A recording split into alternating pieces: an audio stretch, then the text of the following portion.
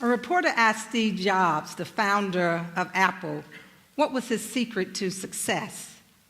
And he said, "There's really no secret to my success. Everyone knows that I was adopted and that my father was a mechanic. And what I learned from him was to pay attention to details." What Steve said, though, was that he understood the interconnectedness to the details. And what he has continued to do throughout his career is make sure that things are connected. But what if Steve Jobs had been born into a more affluent family? Or what if he had not paid attention to those details? Would we really have that cutting-edge technology that we have in the Apple products? Would we really be as connected as we are today? I don't know about you all, but I don't know what I would do without my Apple. And so this interconnectedness is important. What if also, as we look back on all the things and the people that we admire, that Martin Luther King had never had a dream, or he never ventured to the mountaintop? Would we be so inspired to ensure the equality of health care for all men and women and children? I think not. Both of these icons have something in common. They were not only visionaries, but they also chose a path that was never taken, a path uncharted, a path less traveled. Robert Frost, a 4-time Pulitzer Prize winner, describes in one of his most famous poems, A Road Less Traveled. He talks about a traveler walking through the woods. The traveler makes the statement and said, "When I took the path less traveled, it made all the difference. So when I began to take the inventory of all of the accomplishments we've made at Morehouse School of Medicine, and there have been many, I think about the path less traveled. I also contemplate, though, that road ahead of us, that road less traveled. You know, choosing a direction or selecting a path can be daunting and profound, yet we must not fear or waver when we encounter an untried path. For over 40 years, we've done this at Morehouse School of Medicine, making inroads and impact. For example, in our admissions process, we intentionally recruit students from counties all over the state of Georgia. We try to attract students who come from underserved communities. We look at who gets an interview. We look at whether or not they get to matriculate. And when they do, we wrap our arms around them. But if they don't, we connect with our alums to make sure that they are prepared for what's next. We continue to move forward because we know what our responsibility is.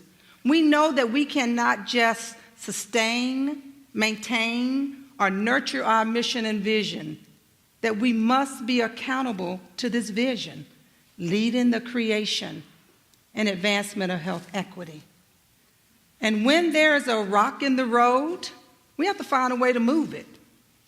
Sometimes we split it in two. Sometimes it drops off the pathway.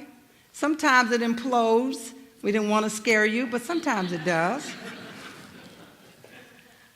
But whatever that success is, you all, whether it's the groundbreaking research that we're doing in cancer, or the completion of the Billy Super Aaron Pavilion, or the first 100 MD students, there should be no doubt that Morehouse School of Medicine is leading the creation and advancement of health equity. Now, it's been 4 years since my inaugural address, And at that time, we talked about several visions that we turned into visual imperatives that really are embedded in our strategic plan, translating discoveries into health equity, building bridges between healthcare and health, and preparing those future health learners and those leaders. Because you see, we believe that the most important way to advance health equity is to educate and equip that next generation. We want to equip them to be advocates. They have to be positively impacting our communities at all stages of their growth. So we do this, you all, by actually growing our own. We invest in pipeline programs. We invest in outreach initiatives. We invest in mentorship. We invest in STEAM exposure. These are the initiatives that allow us to touch hundreds of learners from kindergarten to medical school graduates. Our early pipeline investments will not just impact these students today, but they would positively impact their academic career. Last summer, we opened our Morehouse School of Medicine Columbus campus. We were very excited about that. That campus is going to allow for our third year and fourth year students to obtain experience by rotating through medicine, family medicine, OBGYN. This is how we build that learning environment, you all, so that students not only learn their competencies, but they learn them in urban and rural settings. In the spring, we will launch our first online certification class in partnership with Eli Lilly.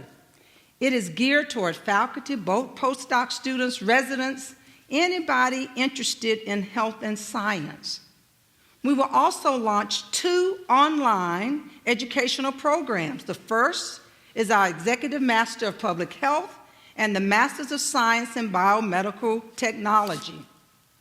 Our online programs really will allow us to leverage our scholastic modalities, integrating them with technology, and then making an impact throughout the United States. This is very exciting. But we won't stop there. We are equipping ourselves to prepare this next set of future learners with the launching of the Physician's Assistance Program coming soon in 2019.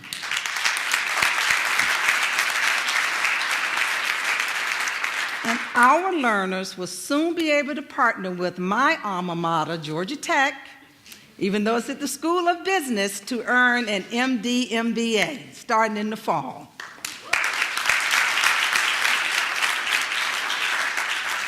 Now, it's taken us about 20 years to get to our 100 MD class, but we are there, enrolling 100 students this year. And we anticipate growing enrollment in all of our degree programs 20% by 2020. This is very exciting.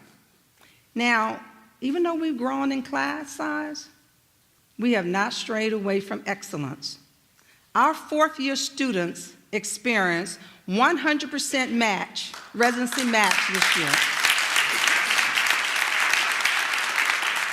And 83% of those students got their first choice. And our MPH students had a 90% placement in their career area of choice.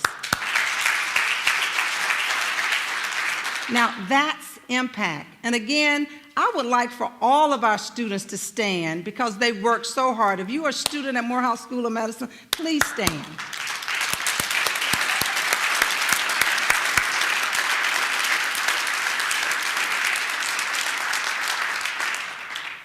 One of the reasons that Morehouse School of Medicine is such a great institution is because of our abilities to translate discovery into health equity. Now, this is not only impacting communities in Atlanta or just the state of Georgia, but around the globe. And I have to give a shout out for my son who did that graphic there. He asked us what we're going to pay him. I told him we had already paid him. Anyway. This year, our research was very impactful because you all, we're not just making discoveries. We're actually making discoveries that are advancing knowledge, providing solutions, developing interventions, and improving patient outcomes. Our research continues to be groundbreaking because it moves us toward this global advancement of health equity. Let me give you a couple examples. The team at MSM, led by Dr. Robert Miller, who's in the audience, of the Neuroscience Institute and Department of Medicine, recently revealed a new way to test patients for concussions. This novel approach applies the latest in genomics technology combined with computer modeling to enable a faster and more accurate diagnosis for concussions. This will be and will have a revolutionary impact, you all, on the way we diagnose disease and develop treatments. Dr. Herman Taylor, who's also in the audience, is leading a team in the development of a healthcare app called Moyo, mobilizing young people. Moyo is a core app of this whole new Moyo Health Network. It is a cell phone-based community of young people that's focused on the prevention of health disparities. This app is continually being refined by engineers, health providers, but most importantly by the young people in the Atlanta community. In this program, not only are students learning to code, but they are also able to participate in this series of ideathons to provide them with opportunities to optimize the app. So for example, if a student puts in their GPS that they want to go to a local donut shop, the app would suggest a location for a healthier option. This translational research is really reflected in what we mean about investing in discovery, which produces new knowledge, and this new knowledge fostering innovation, which also impacts behavior, because that's what we're going to need, you all, to change the landscape and impact the world. Now, you've heard us speak of TX. TX is that approach that's coined here at Morehouse School of Medicine, and we do have a patent for it. It's our philosophy that promotes the convergence of an interdisciplinary approach to science and the creation of new knowledge, which stimulates the advancement of healthy outcomes for diverse communities. So, for example, when you look at the state of Georgia, among underserved racial and ethnic minority populations in Georgia, there's a profound health disparities and a burden of chronic disease. Such diseases, though, are preventable. Many of them are. But they are also influenced by risk factors: poor nutrition, physical inactivity, lack of quality health care, and clearly those things such as tobacco use. And so what we are trying to do is to ensure that we understand that, but also to look at how we can partner with the community. So this is Maurice Burrell. He is the owner of the Peach Pantry. It is a corner store in Southwest Atlanta. Now, by providing technical assistance to the Peach Pantry, it is now able to sell fruits and vegetables and offer healthier options for its customers in a cost-effective manner. The T factor in this example is the translation and application residing in the knowledge of the impact of unhealthy foods in the development of chronic disease. The X factor is the translation of that knowledge to the intervention which led to the opportunity to select healthier foods now available in the Peach Pantry. But the TX factor, you all, is the fact that the Peach Pantry, because of our technical assistance and training, has now started to sell those fresh fruits and vegetables that offer healthier options for their customers. This reflects a real-world change of systems in communities. The success of TX, though, you all, is highly dependent upon community partnerships and data which confirm that diabetes and cardiovascular disease had higher rates in those communities. TX also depends on partnerships. Our partnership with Color Genomics is yet another example of how we advance the opportunity to experience health equity. The science which creates the discovery must be there. So everyone knows that BRCA gene mutations are associated with the increased risk of breast cancer. However, as we know, the availability of this testing is not widely accessible. Hence, another opportunity for the impact of TX and Morehouse School of Medicine. So what do? We do op-ed pieces. Hopefully you saw this last Saturday. When we talked about medicine's promise still not reaching many. So when we partner with Color Genomics, we're partnering with the opportunity to create the possibility of this test being available to people who otherwise would not have this opportunity. So what do?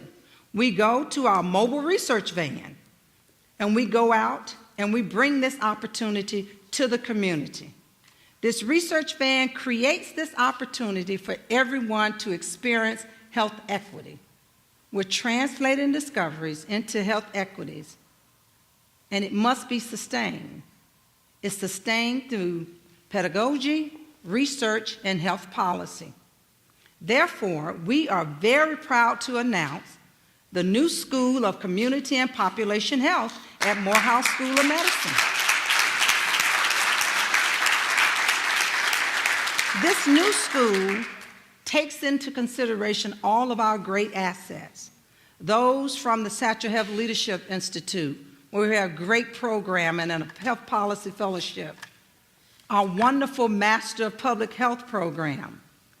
Our great community-based participatory research and groundbreaking research that goes on every day in the National Center for Primary Care and the Prevention Research Center. So coming fall of 2019, we will start enrolling students in this new School of Community and Population Health. Our clinical expansion is directly connected to building this bridge between healthcare and health. We had to strengthen our operations so that we could have resources to invest and explore new avenues to improve access to care in all communities. Morehouse Healthcare has continued to grow, and we are very proud of the fact that now we are the 6th largest outpatient ambulatory facility in the city with over 135,000 visits annually. The service lines continue to grow. Primary and family-centered care, all of our sites are primary care center homes, behavioral health, cancer programs, our wellness programs. Our wellness programs continue to advance such that when you look at it, we offer bariatric surgery, but we're not just offering the surgical procedure. We are definitely making a difference. You can change that slide. We are definitely making a difference in how we deliver care such that all will benefit. And hopefully what you see on the screen is the opportunity for all to benefit. Our growth in class size has required you all that we expand our facilities.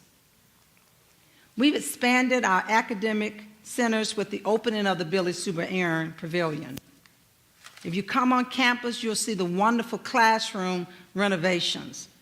On Monday, we cut the ribbon for the Hugh Gloucester first floor opening, and we've renovated our gross anatomy lab. And we will continue to grow because our students deserve to have an environment that is responsive to their needs. And we're excited about all the growth that we're experiencing. So please come visit on campus. Now, many of you may not have visited the West Side, or when you visited the West Side, you visited because of the Mercedes-Benz Stadium, hoping that the Falcons would win and give you some reason to return. Let's hope that happens with the Super Bowl. But soon, you all, the landscape and story of the West Side will look different. This is what it looks like now. But we too at Morehouse School of Medicine have a West Side story. And our Lee Street campus will be a vibrant and living learning community, a continuum of what our students expect to experience today. It will have 3 phases. First, it will include about 300 market-rate apartments, retail location, a fitness partner, and a parking deck.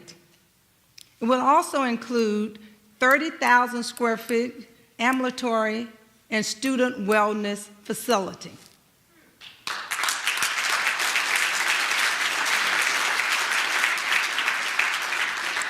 This $50 million development with Card and Associates is the first phase of our West Side story, and I think our partners are here.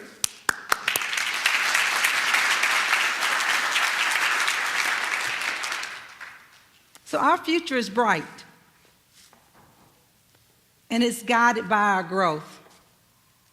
We're learning to teach science, communicating differently with our learners and our partners, touching our communities and benefiting population. Health equity actually doesn't mean delivering the same solutions to everyone in the same way. It actually means giving people what they need, when they need it, and the amount they need to reach their optimal level of health. So as I close, I hope that Robert Frost does not mind, but I'm going to take a few liberties with his poem. We at Morehouse School of Medicine will continue to take the path less traveled, and it will continue to make all the difference. Because as we walk on that path together, we will encounter health and well-being for all people without disparity. We will encounter telehealth access in the most rural areas. And as we're thinking about our growth, we won't just have a campus in Columbus, we'll have one in Macon, and we'll have one in Albany. And on that path, you all, we're going to encounter Morehouse, MD, and public health graduates and PA students in every county. And we're going to see campuses in Zambia and Senegal and Ghana. And we're going to continue our partnerships with Haiti.